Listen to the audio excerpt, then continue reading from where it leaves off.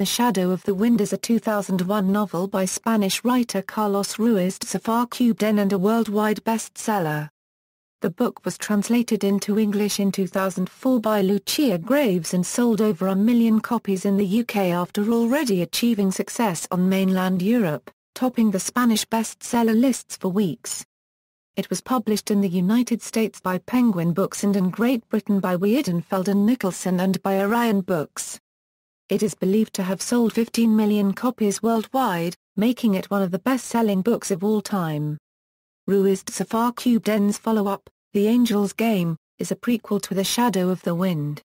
It was published in Spanish in April 2008 by Planeta and then acquired by Weidenfeld Nicolson. Lucia Graves published a hardback English edition in June 2009. The Angel's Game is set in Barcelona during the 1920s and 1930s and follows a young writer who is approached by a mysterious figure to write a book. Plot summary: the novel, set in post-Euro war Barcelona, concerns a young boy, Daniel Semper. Just after the war, Daniel's father takes him to the secret cemetery of forgotten books, a huge library of old, forgotten titles lovingly preserved by a select few initiates. According to tradition, everyone initiated to this secret place is allowed to take one book from it and must protect it for life. Daniel selects a book called The Shadow of the Wind by Julien Carax. That morning he takes the book home and reads it, completely engrossed. Daniel then attempts to look for other books by this unknown author but can find none. All he comes across are stories of a strange man calling himself Laurent Calbert, after a character in the book who happens to be the devil who has been seeking out Carax's books for decades, buying them all and burning them. The novel is actually a story within a story. The boy, Daniel Semper, in his quest to discover Julien's other works, becomes involved in tracing the entire history of Carax. His friend Fermin Romero de Torres, who was imprisoned and tortured in Montjuic Castle for having been involved in an espionage against the anarchists during the war, himself being a government intelligence agent, helps Daniel in a number of ways, but their probing into the murky past of a number of people who have either been long dead or long forgotten unleashes the dark forces of the murderous Inspector Fumero. Thus, unraveling a long story that has been buried within the depths of oblivion, Daniel and Fermin come across a love story, the beautiful, yet doomed love story of Julien and Penelope, both of whom seem to having been missing since 1919, that is, nearly 30 years earlier. Julien, who was the son of the hatter Antony Fortuny and his wife Sophie Carax, and Penelope Aldea, the only daughter of the extremely rich and wealthy Don Ricardo Aldea and his beautiful and narcissistic American wife, developed an instant love for each other, carried out a clandestine relationship only through casual furtive glances and faint smiles for around 4 years, after which they decided to elope to Paris, unaware that the shadows of misfortune had been closing upon them ever since they met. The two lovers are doomed to unknown fates just a week before their supposed elopement, which is meticulously planned by Julien's best friend, Mick Moliner, also the son of a wealthy father, who had earned much during the war, including an ill reputation of selling ammunition. It is eventually revealed that Mick loved Julien more than any brother and finally sacrificed his own life for him, having already abandoned all his wishes and youth towards lost causes of charity and his friends' well-being after his elopement to Paris, nevertheless without Penelope, who never turned up for the rendezvous. Penelope's memories keep burning Julien, and this eventually forces him to return to Barcelona. However, he encounters the harshest truth about Penelope, who had been nothing more than a memory for those who knew her, for she had never been seen or heard of again by anyone after 1919. Daniel discovers, from the note Nuria Montfort left for him, that Julien and Penelope are actually half-brother and sister. Her father had an affair with his mother and Julien was the result. The worst thing he learns is that after he left, Penelope's parents imprisoned her because they were ashamed of her committing incest with Julien, and she was pregnant with his child. Penelope gave birth to a son named David Aldea, who was stillborn. Penelope died during childbirth, due to her parents ignoring her cries for help, and her body was placed in the family crypt along with her child's. When returning to the Aldea mansion, Julien becomes enraged with the news of his love's death along with their child's. He hates every wasted second of his life without Penelope and hates his books all the more. He begins to burn all of his novels and calls himself Lane Calvert. After finishing reading the book, Daniel marries Beatriz B. Aguilar, whom he has loved for a long time, in 1956. Soon after, B gives birth to a son. Daniel names his son Julian Semper, in honor of Julian Carax. In 1966, Daniel takes Julian to the Cemetery of Forgotten Books, where The Shadow of the Wind is kept. Characters: Daniel Semper, the main character of the story. Son of a bookshop owner. After visiting the Cemetery of Forgotten Books and picking out The Shadow of the Wind by Julian Carax, Daniel learns that he should treasure this book because a mysterious figure has been searching for all of Carax's books, and subsequently burning them. After reading the book, Daniel becomes obsessed with its elusive author. What he doesn't realize is that there's more to the story than he could ever dream. In the climax, he marries Beatriz and has a son named Julian, named after Julian Carax. Toma S. Aguilar, best friend of Daniel Semper. Tough and strong, very protective of his sister B, and also a rather intelligent inventor. Quiet and shy though. Firma N. Romero de Torres, sidekick, friend, and mentor of Daniel Semper. After some hard times and several years on the streets, he is assisted by Daniel and Daniel's father, who give him an apartment and a permanent job at the bookshop. Beatriz Aguilar, love interest of Daniel Semper and sister of Toma S. B., who is a very pretty young woman, is still in school. It is due to her that Daniel and Toma S. became friends in the first place because, when the two were schoolboys, Daniel made a joke about B that made Toma S. start a fight with him. After the blood had dried, they became the best of friends. B's father and brother are very protective of her and she had been for several years engaged to marry an army officer, a staunch upholder of the Franco dictatorship. In the climax, she marries Daniel and becomes the mother of Julian Semper. Don Gustave Barceló, friend of Daniel and his father. An older man who is a book lover and buyer.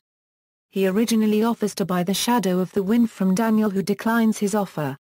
He is also a father figure to his niece Clara.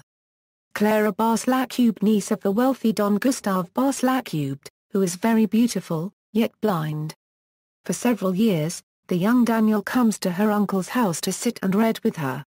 He develops a schoolboy crush on her even though she is 10 years his senior, but tries to forget her once he discovers her in a compromising position with her piano instructor. Julian Carax, the author of The Shadow of the Wind. Daniel desperately seeks to find out the truth about this mysterious man, the reasons for his journeys, the truth about his childhood, and the explanation for why his books are all being destroyed. He falls in love with Penelope at first sight. Their love affair, however, has been doomed since the beginning, after they learn that they are half-brother and sister. After being caught making love to Penelope by her parents, he flees to Paris. After the deaths of Penelope and their son, David, he writes a series of books and eventually disappears without a trace. Francisco Javier Fumero, the main antagonist. An odd schoolboy friend of Julian Carax who grows up to be a corrupt and murderous police inspector. Mick Molina, a schoolboy friend of Julian Carax, fun-loving and loyal. So much so, in fact, that he sacrifices his own life for Julian's. Father Fernando Ramos, a schoolboy friend of Julian Carax who later becomes a priest at their old school. He assists Daniel in his quest for the truth about Julian. Jorge Aldeia, a schoolboy friend of Julian Carax, sometimes rather moody, very wealthy. He is Penelope's older brother, and also Julian's half-brother by their father. He dies in Paris in 1936. Pena copyright Lope Aldeia, an ethereal beauty, devoid of anything worldly, she is described as an angel of light. She and Julian fall in love with each other right from their first sight. It is as if destiny had already planned their doomed love, as it is revealed that they are half-brother and sister. After having been caught in a tryst with Julian in her governess, Jacinta's, room, her parents imprison her and discover that she is pregnant with Julian's child. She dies after giving birth to David, the son of her and Julian. Jacinta Coronado, the devoted former governess of Pena copyright Loeb Aldear, now living in a retirement home, who helps Daniel in his quest. Nuria Montfort, an intelligent, femme fatale who worked at the publishing house where Julia N's books were published. She also conducted an affair with Julia N while he lived in Paris, and although she falls deeply in love with him he does not reciprocate. Daniel goes to visit her for more information on Julia N but later realizes that she fed him lies to protect Julia N. She is also the daughter of Mr. Montfort, who holds the keys to the Cemetery of Forgotten Books, where Daniel found The Shadow of the Wind. She marries Mick Molina, Julian's childhood friend. Civil War and Franco dictatorship. The Spanish Civil War forms much of the background for the book, as a still fresh traumatic memory, and there are many extensive flashbacks to that period. The book presents positively the Generalitat the autonomous Catalan authority which administered Barcelona during the Civil War and was brutally suppressed after Franco's victory, and whose executed leader Lluís Companys is revered by Catalans as a hero and martyr. Daniel's friend Firma N. Romero de Torres, among the book's most sympathetic characters, is mentioned as having been a senior secret agent for the Generalitat and having been horribly tortured and persecuted for it after the fall of Barcelona in 1939. In contrast, the anarchist movement FAI Euro, which, among others, had won George Orwell's approval and warm admiration in his classic homage to Catalonia Euro, is here consistently presented in a very negative light. The anarchists, the communists and the fascists are repeatedly mentioned as essentially three gangs of murderous thugs of whom there was no essential difference. The Euro symbolized by the fact that the psychopathic Fumara continually flirted with all three, ever ready to throw his lot with whoever came on top. The present time of the book's plot is entirely under the Franco dictatorship. There is the ever-present shadow of the sinister Inspector Fumara Euro, whose acts of torture and murder are, however, presented as deriving from a personal insanity more than from official ideology or policy. The mass extrajudicial executions in the immediate aftermath of Franco's victory are still remembered with a shudder, and in the Barcelona depicted, a person arbitrarily beaten up by police has no legal recourse. Nevertheless, most people live their ordinary lives, much as people do everywhere, and there is no general atmosphere of terror. In fact, people often regard the regime with contempt rather than fear, and many of the quotations of official propaganda are clearly intended as satire. Adherents of the regime, such as Beatriz intended or the vain Professor Velasquez, are presented as ridiculous buffoons. One passage mentions a school graffiti reading "Fascist dickheads." It is mentioned that publication of leaflets for the clandestine metalworkers' trade union could lead one to years behind bars. Yet in another place a taxi driver is mentioned as outspokenly proclaiming to casual passengers his communist sympathies Euro, specifically his admiration for Joseph Stalin and for La Pasionaria Euro, with no evident sign of apprehension. Absent is any reference to the Franco regime's efforts to suppress the Catalan language, as it did towards other non-Castilian languages throughout Spain, or to that language at all. In the depiction of the police there is quite literally a good cop bad cop opposition, with the satanic, psychopathic Inspector Fumara contrasted to Officer Palacios, who is revealed towards the end to be quite decent and well-meaning. Following Fumara's death at the book's climactic scene, the clouds seem to disperse and the book moves smoothly towards a happy ending, a Euro symbolizing Spain's smooth transition to democracy following Franco's death in 1975. Critical reception. In the USA, Entertainment Weekly assigned the book a grade of A, describing the book as wondrous, and noting that there are places in which the book might seem a little over the top, but for Zafón's masterful, meticulous plotting and extraordinary control over language. References: Irish Times on The Shadow of the Wind.